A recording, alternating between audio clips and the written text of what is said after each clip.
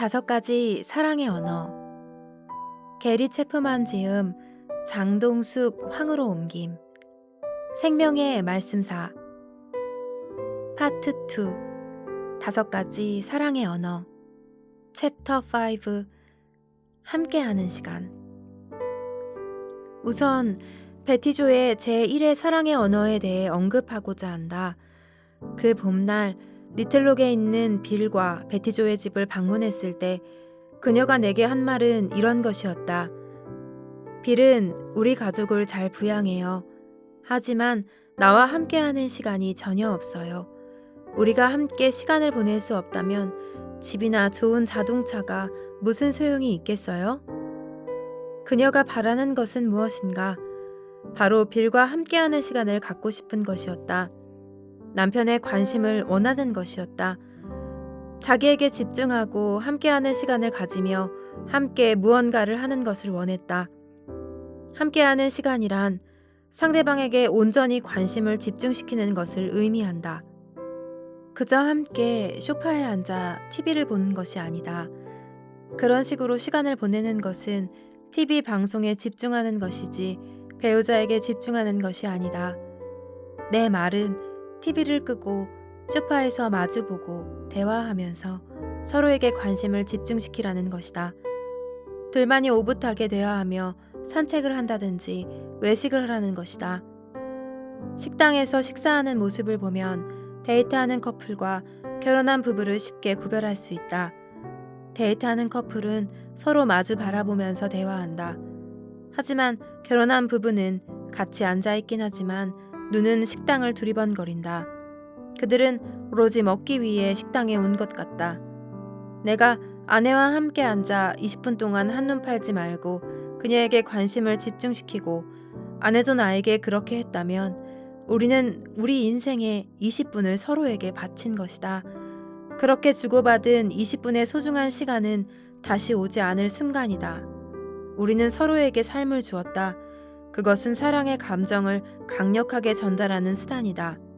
한 가지 약으로 모든 질병을 고칠 수는 없다. 나는 빌과 베티조를 상담하면서 한 가지 큰 실수를 했다. 인정하는 말이 빌에게뿐만 아니라 베티조에게도 중요하리라 생각한 것이다. 부부가 서로 인정하는 말을 주고받으면 사랑의 감정이 생겨 사랑이 회복될 것이라고 기대했다. 빌에게는 그것이 통했다. 그는 아내에게 좀 더 긍정적 감정을 갖기 시작했다. 열심히 일하는 것을 칭찬해주니 참 좋았다. 하지만 베티조에게는 별 효과가 없었다. 왜냐하면 인정하는 말이 그녀의 제1의 사랑의 언어가 아니었기 때문이다. 그녀의 사랑의 언어는 함께하는 시간이었다. 나는 빌에게 전화를 걸어 2달 동안 열심히 노력해주어 고맙다고 했다. 그녀가 들을 수 있도록 칭찬을 많이 한 것은 참 잘한 일이라고 격려했다. 그는 박사님, 하지만 그녀는 여전히 행복한 것 같지 않아요. 별로 나아진 것이 없어요. 라고 말했다. 당신 말이 맞아요. 문제는 내가 당신에게 잘못된 사랑의 언어를 알려주었기 때문이에요. 빌은 내 말을 전혀 이해하지 못했다. 나는 한 사람에게 사랑의 감정을 느끼게 하는 것이 다른 사람에게도 똑같은 느낌을 주지 않는다고 설명했다. 그는 자신의 사랑의 언어는 인정하는 말이란 사실을 인정했다. 아내가 그를 칭찬해 줄 때 마치 아이처럼 무척 좋았다고 내게 말했다. 베티조의 사랑의 언어는 인정하는 말이 아니라 함께하는 시간이라고 그에게 말했다. 아내에게 전적으로 관심을 집중시킨다는 것은 신문을 읽거나 TV를 보면서 의미 없는 대화를 주고받는 것이 아니라 그녀의 눈을 바라보면서 그녀가 지금 즐기는 것을 나도 온 마음을 다해 즐거워하는 것임을 알려주었다. 그녀와 연주회에 함께 갈 때처럼 말입니까? 그는 조용히 말했다. 나는 그 가정에 서광이 비치는 것을 느꼈다. 박사님, 그녀가 늘 불평했던 것이 바로 그것입니다. 내가 그녀와 함께하는 것이 없거든요. 그녀와 함께하는 시간도 없어요. 결혼 전에는 함께 놀러도 잘 가더니 이젠 늘 바쁘냐고 내게 말하죠. 함께하는 시간이 그녀의 사랑의 언어임은 의심할 여지가 없습니다. 그렇다면 내가 어떻게 해야 하지요? 나는 늘 바쁘거든요. 그 점에 대해 좀 말해보시지요. 그 후 10분 동안 자신이 직장에서 승진하기 위해 얼마나 많은 노력을 했으며 승진한 것은 그 스스로도 참 대견했었다는 이야기를 내게 털어놓았다. 또 앞으로의 꿈을 이야기하면서 5년 안에 그 꿈을 이룰 수 있을 것이라고 덧붙였다. 그러면 그 꿈이 이루어졌을 때 당신은 혼자 있기를 원합니까? 아니면 아내와 아이들과 함께 있기를 원합니까? 박사님, 그야 당연히 그녀와 함께 있어야지요. 그 모든 것을 그녀와 함께 즐겨야지요. 그래서 내가 늘 직장에만 매달린다고 그녀가 비난할 때 마음이 상하는 것입니다. 난 우리 모두를 위해 노력하는 것입니다. 그녀도 협력해 주기를 원했지만 늘 부정적이었어요. 빌, 그녀가 부정적인 이유를 알고 싶으세요? 그녀의 사랑의 언어는 함께하는 시간이거든요. 당신은 그녀의 사랑 탱크가 텅 빌 정도로 함께하는 시간을 갖지 못했어요. 그래서 당신의 사랑의 언어에 불안을 느낀 것입니다. 그녀는 직장이 당신의 시간을 빼앗고 있다고 생각한 것이지요. 사실 그녀가 당신이 하는 일을 싫어하는 것이 아니에요. 당신의 사랑을 느낄 수 없다는 사실을 증오할 따름입니다. 해결책은 하나뿐입니다. 베티조를 위해 시간을 내야 합니다. 그녀에게 맞는 사랑의 언어로 사랑을 표현해야 합니다. 박사님, 지당한 말씀입니다. 어디서부터 시작해야 될까요? 지금 수첩 갖고 있나요? 지난번에 베티조에 관해 긍정적인 것을 기록해 두었던 건 말이에요. 바로 여기 있습니다. 좋습니다. 또 다른 목록을 만들어 봅시다. 그녀가 당신과 함께하기를 원하는 것들이 무엇인가요? 지난 몇 년 동안 그녀가 얘기했던 것들 말이에요. 빌은 다음과 같은 목록을 만들었다. 주말에 산행을 한다. 아이들과 함께 가기도 하지만 때로는 둘만 오붓하게 감. 점심을 같이 한다. 우아한 분위기의 식당도 좋지만 맥도날드도 괜찮음. 아이들을 맡기고 둘만 외식하러 나간다. 퇴근해서는 함께 앉아 서로 그날 있었던 일을 이야기한다. 함께 이야기할 때 TV 보는 것을 그녀는 싫어함. 아이들과 학교에 있었던 일들을 이야기한다. 아이들과 게임을 같이 한다. 토요일에는 가족이 함께 소풍을 간다. 적어도 1년에 한 번은 가족과 함께 휴가를 즐긴다. 산책을 하면서 대화를 한다. 이것이 그녀가 여러 해 동안 내게 말한 것들이에요. 빌, 내가 무엇을 제시하려는지 알겠어요? 그러한 것들을 하라고요? 맞습니다. 앞으로 2개월간 매주 한 가지씩 하세요. 시간을 낼 수 있겠지요? 할 수 있을 거예요. 현명하니까요. 베티조와 함께하는 인생 계획을 설계할 능력이 당신에겐 있지요. 잘 알았습니다. 할 수 있어요. 빌, 당신의 목표를 포기하라는 것은 아닙니다. 단지 아내와 자녀들과 함께 당신의 성공을 맞이하라는 것입니다. 그것이 바로 내가 원하는 것입니다. 내가 성공하든 못하든 그녀를 행복하게 해주고 싶습니다. 아내와 아이들과 더불어 인생을 멋지게 살고 싶어요. 몇 해가 흘렀다. 빌과 베티조가 정상에 도달했다. 중요한 것은 함께 해냈다는 것이었다. 아이들은 커서 부모 곁을 떠났지만 그들은 이때가 가장 행복한 때라고 공감한다.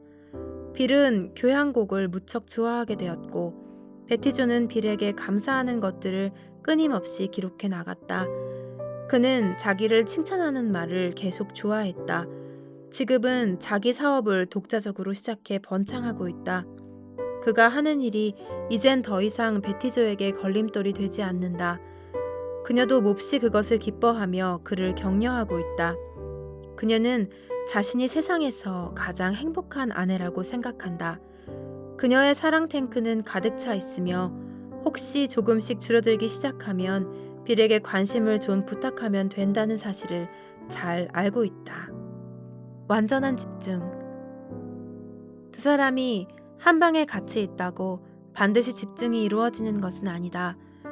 함께하는 시간을 갖는 핵심은 완전히 집중하는 것이다. 주의를 끄는 것이 많을 때 특별히 그렇다.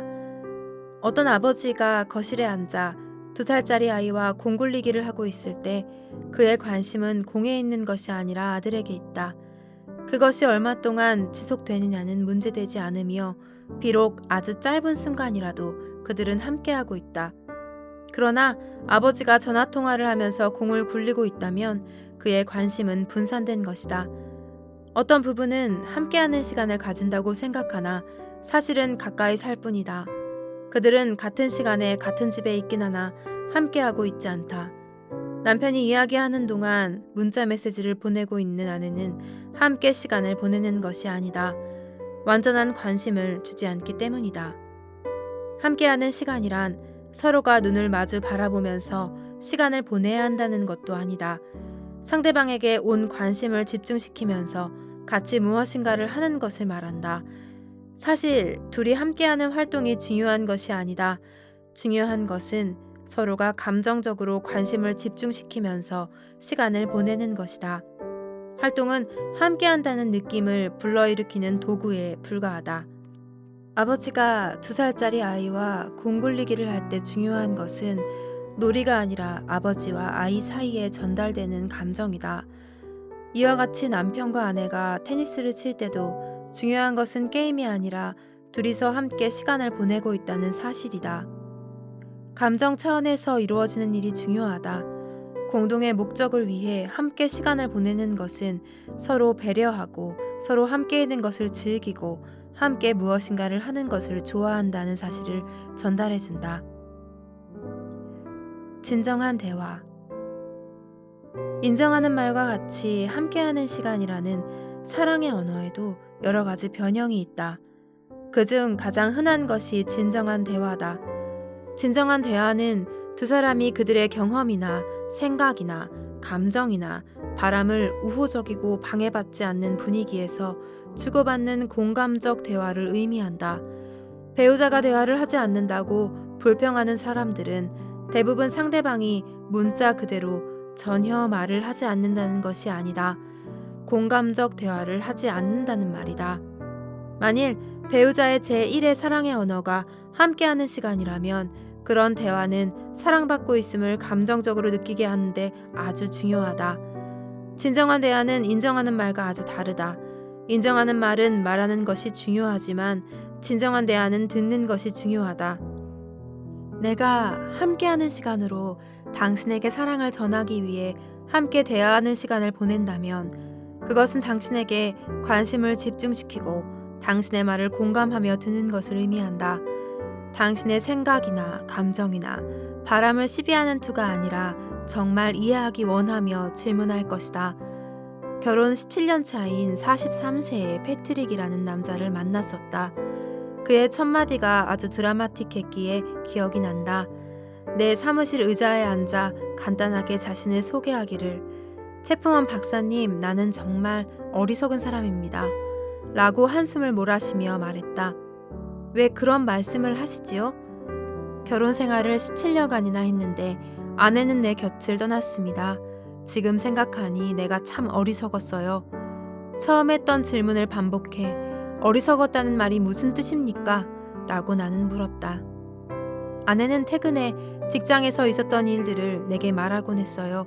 나는 그 말을 듣고 어떻게 처신하라는 말을 하곤 했지요. 항상 충고를 했어요. 문제에 직면해야 된다고요. 문제가 저절로 사라지지 않아 그 일에 관련된 사람이나 상관에게 말해야 돼. 그 문제를 당신 자신이 부딪혀서 해결해야 돼. 라고요. 다음날 아내는 퇴근해서 또 똑같은 문제를 내게 털어놓았어요. 나는 전날 그녀에게 가르쳐준 대로 했는지 물었습니다. 그녀는 고개를 내저으며 아니라고 했어요. 그래서 같은 충고를 반복했지요. 그 문제를 풀 방법은 이 길밖에 없다고요. 다음날 아내는 또 같은 문제를 내게 말하는 것이었어요. 그래서 또 같은 말을 반복했어요. 그랬더니 그녀는 고개를 흔들며 안 될 거야 하는 것이었어요. 3, 4일이 지나자 나는 몹시 화가 났어요. 내 충고를 듣지 않으려면 말도 꺼내지 말라고 했어요. 그녀는 자청해 스트레스를 받고 사는 것 같았거든요. 내 충고대로 따르기만 하면 문제를 풀 수 있는데 말이죠. 그 문제 때문에 답답하게 스트레스를 받고 있는 아내를 보는 것이 내겐 몹시 힘들었어요. 그 다음 날도 똑같은 문제를 얘기하기에 나는 더 이상 듣기 싫소. 내가 얘기했잖소. 내 충고에 귀를 기울이지 않으면 나도 더 이상 당신 말에 귀를 기울이지 않겠소. 라고 퉁명스럽게 대답했어요. 그 문제엔 상관하지 않고 내 일에만 몰두했어요. 내가 이렇게 어리석었습니다. 직장에서의 어려움을 말할 때 그녀는 나의 충고를 기대한 것이 아니었음을 이제야 깨달았습니다. 공감을 원한 거예요. 내가 들어주고 관심을 보이고 그녀가 받는 스트레스와 상처들을 이해해 주기를 원할 뿐이었어요. 내가 자기를 사랑하며 언제나 곁에 있다는 사실을 알기 원한 것이었지요. 충고를 기대한 것이 아니라 이해해 주길 바란 것이었어요. 그러나 나는 이해하는 대신 충고하기에만 급급했어요. 얼마나 어리석습니까? 이제 그녀는 떠났습니다. 왜 그때 그것을 몰랐을까요? 무엇이 어떻게 돌아가는지 그 당시에는 도무지 몰랐어요. 그녀를 실망시켰다는 것을 이제서야 깨달았습니다. 패트릭의 아내는 진정한 대화를 갈망했었다. 그녀는 자신이 겪는 고통과 좌절을 알아주기를 원했다. 패트릭은 듣기보다는 말하는 데 집중했다. 문제를 파악한 만큼만 듣고 해결책만 모색했다. 지지와 이해를 바라는 그녀의 절규를 들을 수 있을 만큼 경험하지 않았던 것이다. 우리는 대부분 패트릭과 같다. 우리는 문제를 분석하고 해결하는 훈련은 잘 받아왔다. 우리는 결혼 생활이 성취해야 하는 과제나 해결해야 하는 문제가 아니라 관계라는 사실을 잊는다. 관계라 함은 상대방의 생각이나 감정이나 원하는 것을 이해하려는 입장에서 공감하며 듣는 것을 말한다.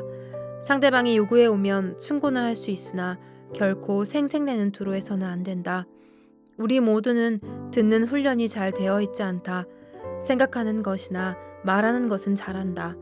듣기 훈련은 외국어를 배우는 것만큼 어려울 수도 있지만 사랑을 알리고 싶으면 꼭 그것을 배워야 한다. 배우자의 제1의 사랑의 언어가 함께하는 시간이고 진정한 대화라면 특히 잘 배워야 한다. 다행히 듣는 기술을 개발시키는 방법에 대한 책과 잡지들이 많이 나와 있다. 다시 반복하고 싶진 않지만 실질적인 요령을 요약하면 다음과 같다. 1. 배우자와 이야기할 때는 시선을 그에게 고정시킨다. 이것은 다른 생각을 하는 것을 막아주며 상대방이 충분히 관심을 받고 있음을 알게 한다. 2. 배우자의 말을 들으면서 동시에 다른 일을 하지 않는다. 함께하는 시간은 전적으로 관심을 집중시키는 것임을 기억한다. 만일 다른 일을 하고 싶어 즉시 집중할 수 없을 때는 솔직히 말한다. 당신이 내게 말하고 싶어 하는 것 잘 알아. 하지만 지금 당장은 집중할 수 없어. 내게 10분만 주면 이 일 다 끝내고 차분히 앉아 당신의 말을 들을게. 라는 식으로 긍정적으로 표현할 수 있다. 거의 모든 배우자는 이러한 요구를 좋아한다. 3. 상대방의 감정에 주의를 기울인다. 배우자는 지금 어떤 감정을 갖고 있나? 라는 질문을 스스로에게 해본다. 그것을 알게 되면 확인해본다. 예를 들면 내가 무엇을 잊어버렸기에 당신이 실망하는 것 같군 하는 식으로 말할 수 있다. 이렇게 하면 그의 감정을 분명하게 하는 기회를 주기 때문이다. 이는 또한 그가 말하는 것을 당신이 열심히 듣고 있었다는 것을 말해주기도 한다. 4. 보디랭귀지를 주의 깊게 보도록 한다. 주먹을 불끈 쥐고 손을 부들부들 떨면서 눈물을 흘리고 인상을 찌푸리고 눈을 부라릴 때 우리는 상대방이 어떤 감정이라는 것을 짐작한다. 때때로 입으로 하는 말과 몸짓으로 표현하는 것이 다를 수 있다. 진정으로 무엇을 생각하고 느끼는지 확인하기 위해 물어보도록 한다. 5. 상대방의 이야기를 가로막지 않는다. 사람들은 평균 17초 정도만 듣고 끼어들어 자기 생각을 말한다는 연구가 있다. 내가 당신의 말에 전적으로 관심을 집중시킨다면 나 자신을 방어하거나 당신을 비방하거나 아주 독설적으로 내 입장을 고수하지 않을 것이다. 내 목적은 당신의 생각이나 감정을 알아내는 것이다. 자신을 방어하는 것이나 상대방을 고치려는 것이 아니다. 바로 당신을 이해하려는 것이다. 말하는 법 배우기. 진정한 대화는 공감을 가지고 듣는 것뿐 아니라 자기를 표현하는 것을 요구한다. 어떤 부인이 내 남편은 말 좀 했으면 좋겠어요. 그가 도대체 무슨 생각을 하며 무엇을 느끼고 있는지 통 알 수가 없어요. 라고 할 때 그녀는 친밀한 관계를 호소하고 있는 것이다. 그녀는 남편과 가까워지기를 원하지만 자신이 알지도 못하는 사람과 어떻게 가까워지겠는가? 그녀가 사랑받고 있다는 것을 느끼기 위해서는 남편이 마음을 보여주어야 한다. 아내의 제1의 사랑의 언어가 함께하는 시간이고 진정한 대화라면 남편이 자신의 생각이나 감정을 말하기 전까지는 그녀의 사랑 탱크는 늘 비어 있을 것이다. 어떤 사람에게는 자기를 표현한다는 것이 쉽지 않다. 자신의 생각이나 감정을 표현하도록 장려받지 못하고 오히려 야단을 맞으면서 자란 사람들도 많이 있다. 장난감을 사달라고 하면 가정 형편이 어렵다는 잔소리를 듣기도 한다. 그 아이는 그런 소원을 가진 데 대해 죄책감을 느끼게 되어 자기 소원을 표현하지 않는 법을 재빨리 터득하게 된다. 분노를 표현했을 때 부모가 호되게 야단을 치는 수도 있다. 그러면 아이는 분노를 표현하는 것이 바르지 않다고 배우게 된다.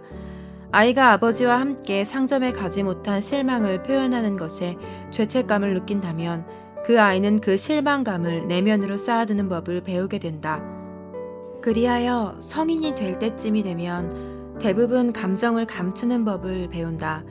이제 자신의 감정적 자아를 노출시키지 않는다. 어떤 아내가 남편에게 스티브가 한 일에 대해 어떻게 생각하세요? 라고 말하자 남편은 나는 그가 틀렸다고 생각해. 그는 그렇게 하지 말았어야 해. 하고 대답한다. 그러나 그는 자신의 감정을 말하지 않는다. 그저 생각만 말하고 있을 뿐이다. 그는 화가 나거나 마음이 상하거나 실망스러운 감정을 가질 수도 있다. 하지만 감정을 인정하지 않는 세계의 산지가 너무 오래된 것이다. 진정한 대화라는 사랑의 언어를 배우는 것은 아마 외국어를 배우는 것과 같을 것이다. 여태까지 부인했다 하더라도 자신도 감정을 지닌 사람이라는 사실을 깨닫는 것이 자신의 감정과 접촉하는 첫 단계가 될 것이다. 진정한 대화라는 사랑의 언어를 배우려면 우선 당신이 집 밖에서 갖게 되는 감정을 살피는 일부터 시작하라. 조그만 수첩을 매일 지니고 다니도록 하라. 하루에 3번씩 자신에게 지난 3시간 동안 내가 무슨 감정을 가졌었나? 출근하는 길에 뒷차가 내 차를 바짝 따라올 때 무엇을 느꼈는가? 주유소에 갔을 때 자동 펌프 장치가 차단되어 차에 기름을 넣을 수 없었을 때 무슨 생각을 했는가? 마감기한이 앞으로 2주일이나 남았다고 생각한 일을 3일 안에 끝내라고 할 때 무엇을 느꼈는가? 등의 질문에 스스로 대답하도록 하라. 노트에 당신 감정을 기록하되 그 감정을 일으킨 사건을 기억하기 위해 한두 마디를 기록하라.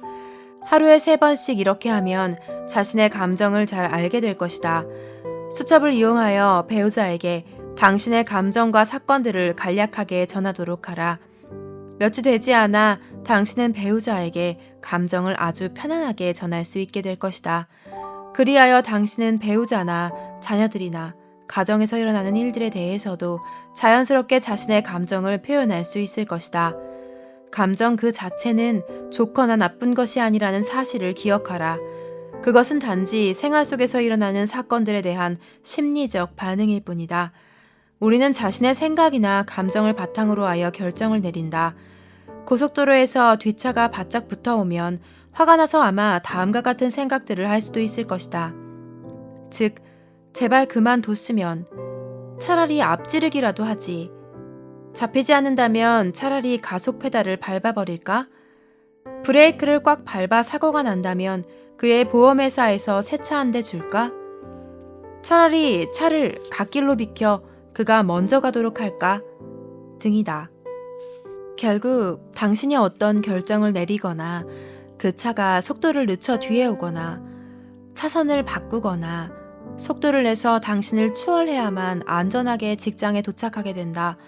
삶의 매 순간마다 우리는 감정이나 생각이나 바람을 갖게 되며 그것을 행동으로 옮기게 된다. 자기 표현이란 그 과정을 표현한 것이다. 당신이 만일 진정한 대화라는 사랑의 언어를 배우려면 그 길을 따라가야 한다. 사회영대 시냇물형. 감정을 느끼지 않는 사람은 없지만 그것을 표현하는 것은 성격에 영향을 받는다. 나는 기본적으로 2가지 성격 유형이 있다고 생각한다. 첫 번째 유형은 사해형이라고 할 수 있다. 조그만 나라 이스라엘에 있는 갈릴리 바다는 요단강을 따라 남쪽으로 흘러 사해에 이르게 된다. 사해는 어느 쪽으로도 물이 나갈 수 없다. 물을 받기만 하고 내보내지 못한다. 이런 형의 성격은 매일 많은 경험이나 감정이나 생각들을 받아들인다. 그러한 사람들은 정보를 보관할 큰 탱크는 갖고 있으나 그것들을 말하는 것을 좋아하지 않는다. 당신이 사회 성격의 소유자에게 문제 있어요? 오늘 밤 왜 아무 말이 없어요? 라고 말하면 그는 분명히 나는 아무렇지 않은데 왜 그렇게 생각하지? 라고 대답할 것이다. 사실 그것이 정직한 대답이다. 그에게는 말하지 않는 것이 편안한 것이다. 그는 시카고에서 디트로이트까지 운전하면서 말 한마디를 하지 않아도 아무 상관없다. 그 반대 유형은 시냇물형이다. 이러한 성격의 소유자는 눈과 귀로 보고 듣는 것은 무엇이든지 입으로 다 내보낸다. 그 사이가 60초도 되지 않는다. 그들은 무엇을 보든지 듣든지 간에 말을 한다. 말할 사람이 없을 때는 전화를 걸어서라도 말해야 한다. 너 내가 무엇 보았는지 알아? 너 내가 무얼 들었는지 알아?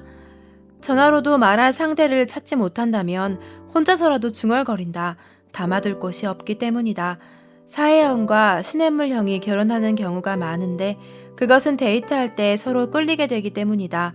당신이 사회형인데 시냇물형과 교제한다면 아주 멋진 저녁 시간을 갖게 될 것이다. 오늘 밤 대화를 어떻게 시작할까? 대화를 잘 해나갈 수 있을까? 와 같은 걱정을 할 필요가 없다. 사실 전혀 걱정할 필요가 없다. 당신은 단지 고개만 끄덕이면서 오, 과 같은 말만 하면서 저녁 시간을 보내고 나서 참 멋진 사람이야 라는 말을 하며 귀가하면 된다. 반면에 당신이 시냇물형이라면 사회형과 교제하며 재미있는 시간을 가질 수 있다. 상대방이 잘 들어주기에 3시간이라도 이야기할 수 있으며 참 멋진 사람이야 라는 말을 하면서 헤어질 수 있다. 이처럼 서로에게 매료될 수 있다. 그렇지만 결혼 후 5년이 지난 어느 날 아침 시냇물 성격을 지닌 사람은 5년간이나 결혼 생활을 했건만 그가 도대체 어떤 사람인지 모르겠습니다 라고 말하게 된다. 사회 성격의 소유자는 나는 당신을 너무나 잘 알지. 당신이 말 좀 그만했으면 좋겠군. 생각할 시간을 좀 가져봅시다 라고 대꾸한다.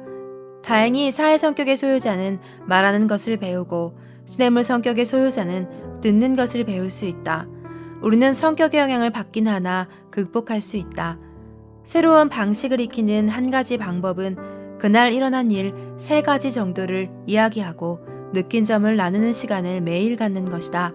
나는 그것을 행복한 결혼 생활을 위한 1일 권장량이라고 부른다. 만일 1일 권장량을 시작한다면 몇 주 안에 아니면 몇 달 안에 부부간의 진정한 대화가 아주 원활하게 이루어지고 있음을 발견하게 될 것이다. 함께하는 활동.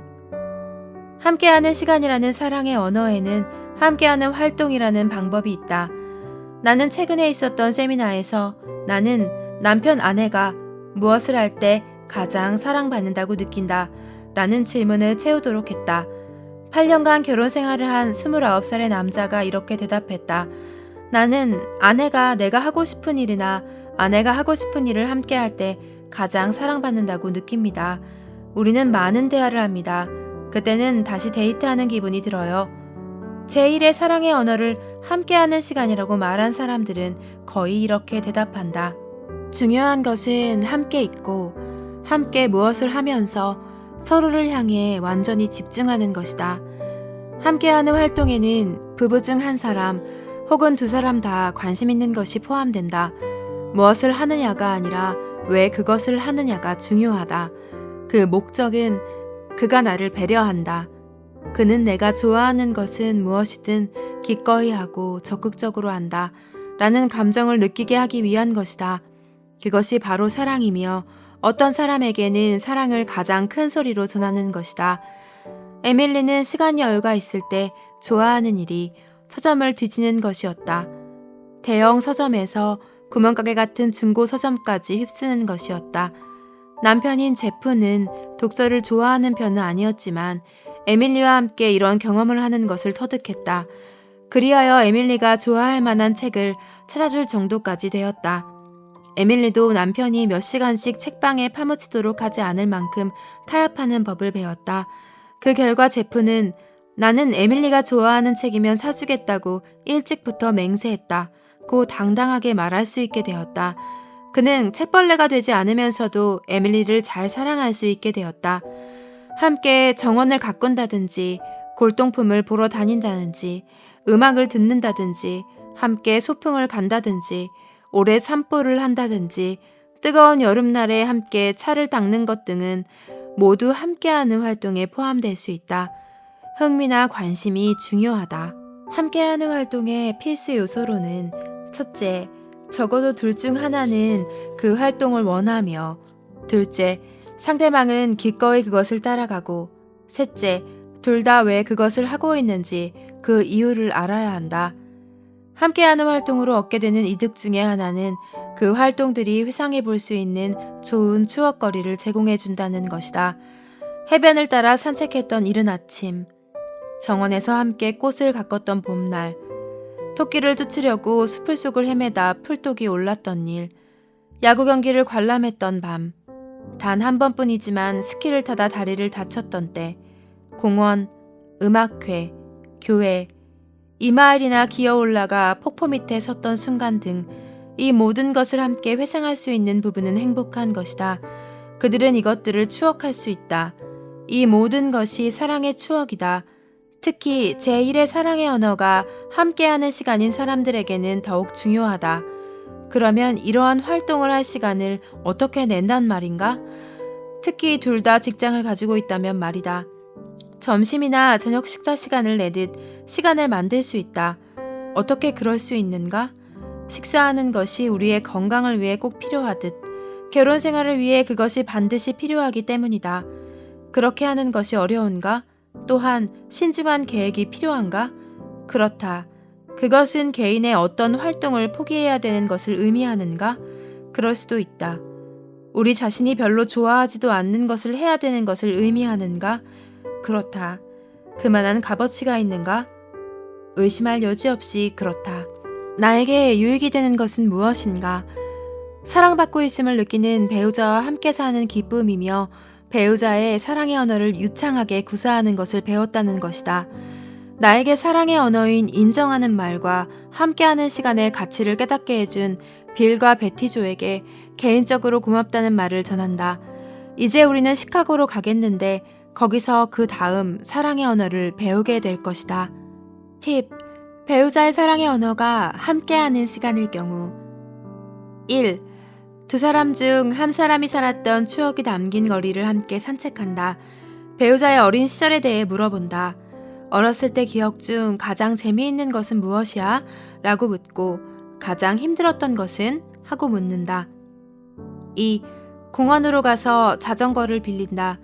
신나게 자전거를 타다가 지치면 주저앉아 오리를 구경한다. 오리에 실증이 나면 꽃밭을 산보한다. 서로 좋아하는 꽃의 색과 이유를 알아본다. 3. 함께하고 싶은 활동 5가지를 말해보게 한다. 앞으로 5개월 동안 매달 한 가지씩 실천한 계획을 세운다. 돈이 문제가 된다면 공짜로 할 수 있는 기회를 찾도록 남겨둔다. 4. 부부가 돼야 할 때 가장 선호하는 장소를 물어본다. 다음 주에는 이런 문자 메시지를 보낸다. 이번 주 중 하루 저녁에 당신이 말한 그곳에서 데이트합시다. 언제가 좋을지 적당한 날짜와 시간을 알려줘요. 5. 배우자가 좋아하고 자신은 별로 즐기지 않는 활동들을 생각해본다. 그런 다음 자신의 관심의 폭을 넓히기 원한다며 이달 중에 그런 활동을 한번 같이 해보겠다고 제안한다. 나를 잡고 최선의 노력을 한다. 6개월 내에 단둘이서만 주말 나들이를 할 계획을 세운다.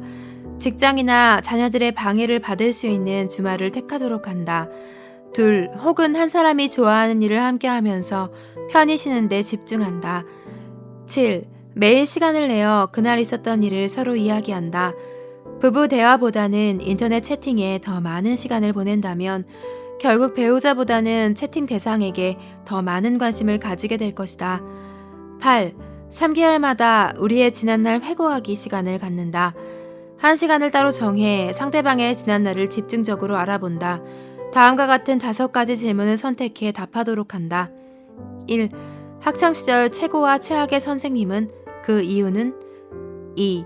부모님이 자기를 자랑스럽게 여긴다고 생각했던 때는? 3. 어머니가 한 최악의 실수는? 4. 어렸을 때 신앙생활에 대해 기억나는 것은? 매일 저녁 이야기를 시작하기 전에 먼저 어떤 질문을 할지 함께 정한다. 5가지 질문이 끝나면 중단하고 다음에 질문한 5가지를 정한다. 9. 거실에서 캠프를 한다. 거실 바닥에 담요와 이불을 준비한다. 음료수와 간식을 준비한다. TV는 고장나서 볼 수 없는 것으로 간주하고 데이트할 때처럼 대화를 한다. 날이 밝거나 다른 어떤 일이 생길 때까지 이야기한다. 거실 바닥이 너무 힘들면 소파나 침실로 옮긴다. 이날을 결코 잊을 수 없을 것이다.